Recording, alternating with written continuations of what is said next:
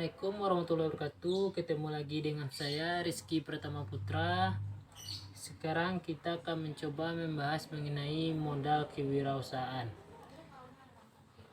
Baiklah, untuk modal kewirausahaan ini ada memiliki beberapa jenis. Yang pertama modal intelektual, yang kedua modal sosial dan moral, yang ketiga modal mental, dan yang keempat modal material.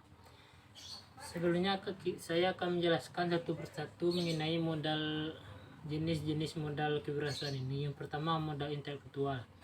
Modal intelektual ini bisa diwujudkan melalui ide-ide seperti pengetahuan, keterampilan, skill, tanggung jawab, dan sebagainya. Dalam modal intelektual ini, seorang wirausaha itu harus memiliki pengetahuan yang tinggi, skill yang mengampuni, kemampuannya dalam menjalankan usahanya, dan bertanggung jawab dalam usahanya tersebut. Selanjutnya modal moral dan sosial. Di dalam modal sosial dan moral ini dapat diwujudkan oleh seorang wirausaha, yaitu melakukan kejujuran dan membuat kepercayaan. Karena seorang usaha ini biasanya harus bersifat jujur, wirausaha jujur, mudah dipercaya, bertanggung jawab, dan memiliki integritas. Selanjutnya modal mental. Seorang wirausaha harus memiliki mental yang kuat dalam menjalankan usahanya, karena seorang wirausaha ini harus tahan banting, tidak mudah menyerah, dan mentalnya selalu kuat, karena seorang wirausaha ini akan menjalani usahanya itu ada naik turunnya. Selanjutnya modal material. Modal material ini dapat diwujudkan dalam bentuk uang dan barang. Di dalam sekitar saya banyak pedagang modal yang akan saya gunakan atau yang biasanya saya lihat digunakan oleh pedagang-pedagang atau wirausaha yang ada di sekitar saya adalah yang pertama modal mental, yang kedua modal material. Kenapa saya katakan dua itu? Karena di tempat saya ini pedagang-pedagangnya hampir kebanyakan memiliki jenis usahanya itu hampir sama.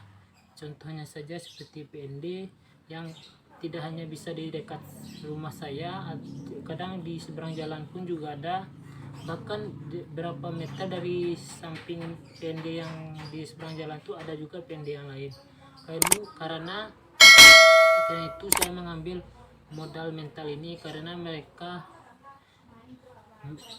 memiliki mental yang kuat, meskipun dagangannya sama, tetapi mereka tetap berjualan secara fair.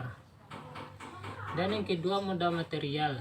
Modal material ini adalah bentuk uang ataupun barang. Di daerah sekitar saya ini termasuk juga merupakan pengguna modal material ini, karena di sekitar rumah saya ini ada ruko-ruko besar yang mungkin kalau disewa atau dikontrakan itu termasuk harga yang mahal. Dan di sekitar rumah saya ini ada toko-toko atau warung-warung yang dikontrakan atau bisa juga dijual, atau ruko-ruko yang itu kalau kita sewa atau itu juga memiliki dana yang besar untuk menyewa atau mengontrak ruko tersebut. Dan mungkin bisa juga ditambahkan melalui modal yang akan saya tambahkan juga modal intelektual, karena di sekitar rumah saya ini termasuk banyak orang yang memiliki pengetahuan yang tinggi, memiliki skill yang bagus, memiliki kreativitas yang tinggi, sehingga di sekitar rumah saya ini termasuk pedagang-pedagang yang ada sekitar ini banyak memiliki kreativitas yang tinggi, sehingga di sekitar jalan ini memiliki toko-toko atau warung-warung yang juga berbagai macam jenis penjualannya. Baiklah, hanya itu yang bisa saya bahas untuk kali ini, video kali ini. Semoga video ini dapat bermanfaat bagi kita semua, khususnya buat saya sendiri. Baiklah, saya akhiri. Wassalamualaikum warahmatullahi wabarakatuh.